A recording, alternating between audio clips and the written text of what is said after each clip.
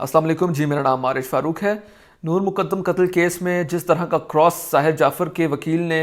नूर मुक़द्दम के वालिद साहब के साथ किया, उससे लीगल सिस्टम का सर तो शर्म से झुका ही झुका है, हमारी आवाम का सर भी जो है शर्म से झुक गया है। इससे हमें यह अंदाज़ा हुआ है कि नूर मुक़द्दम केस में ज़ाहिर जाफ़र के जो वकला हैं वो किसी भी हद तक गिरने को तैयार हैं ज़ाहिर जाफ़र को जेल से निकालने के लिए। भले ही और ज़ाहिर जाफ़र को जेल से निकालने के लिए उनको किसी मरहूम की करैक्टर असैसिनेशन करने भी हो। ज़ाहिर जाफ़र के वकील जो हैं उनके सीनों में दिल तो है नहीं, जिस तरह ज़ाहिर जाफ़र के सीने में दिल नहीं है, क्योंकि अगर दिल होता तो वो इस तरह की लाइन ऑफ क्वेश्चनिंग ना अपनाते।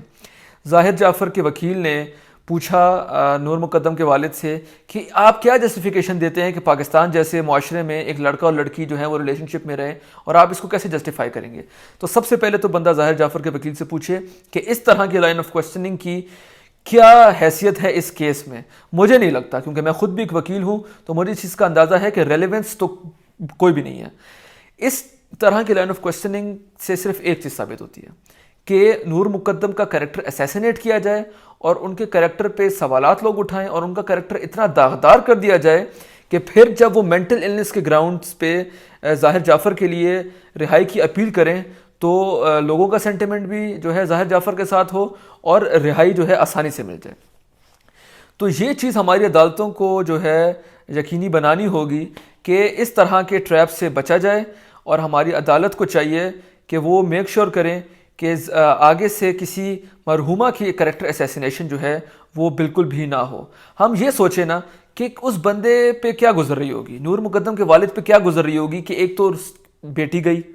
बेटी का जो है बेदर्दी से कत्ल किया गया, उसके बाद उन्हीं की बेटी को जो है कैरेक्टर असैसिनेट किया जा रहा है, उन्हीं की बेटी का कैरेक्टर असैसिनेट किया जा रहा है। तो इस चीज़ को हमारी अदालतों को मेक श्योर करना पड़ेगा कि आगे से इस तरह की कोई बात ना हो, और जजेस जो हैं जब इस तरह का कोई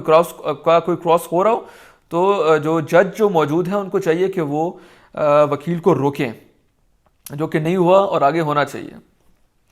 पाकिस्तान में मेंटल इलनेस के ग्राउंड्स पे पहले भी बहुत लोगों ने जो है वो अपील की है, और काफ़ी जगहों पे कुछ जायज़ अपील्स भी थी, लेकिन इस कानून को और इस ग्राउंड को जो है गलत तरीके से इस्तेमाल भी बहुत जगह पे किया गया है, जो कि हम लोगों ने अब देखा है।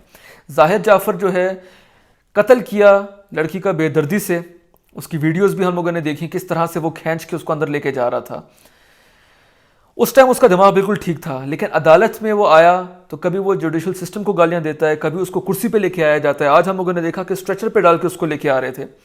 तो ये जो है जो टैक्टिक्स, इनसे हमारी अदालत को हमारी अदालत जो है मौजूद अदालत है, और वो उनको समझ आ रही होगी इस चीज़ की कि ये क्या हो रहा है, ये एक्टिंग हो रही है। और हमारी आवाम को भी ये नज़र में रखना चाहिए कि किसी तरीके से आवाम का जो सेंटिमेंट है वो स्वे करके ज़ाहिर जाफ़र की सपोर्ट में ना चला जाए, क्योंकि कैरेक्टर असैसिनेट करने की पूरी तरह से कोशिश की जा रही है नूर मुक़द्दम की। तो ज़ाहिर जाफ़र के वकील, ज़ाहिर जाफ़र की लीगल टीम, ज़ाहिर जाफ़र की फैमिली और ज़ाहिर जाफ़र को खुद शर्म आनी चाहिए, और उनके सर जो है शर्म से झुक जाने चाहिए, और उनकी ख़ास तौर पे जो लीगल टीम है उसको ये सोचना चाहिए कि हम किसी की कैरेक्टर असैसिनेशन कर रहे हैं चंद पैसों की खातिर, चंद क्या कहते हैं रुपयों की खातिर। आप किसी मरी हुई लड़की का कैरेक्टर असैसिनेट कर रहे हो, तो इस जहाँ से ऊपर भी एक जहाँ है जहाँ हम सब ने अल्लाह को मुँह दिखाना है। तो इस चीज़ का ख्याल हम सबको रखना चाहिए। आई होप कि नूर मुक़द्दम को इंसाफ मिलेगा, और इंसाफ की जो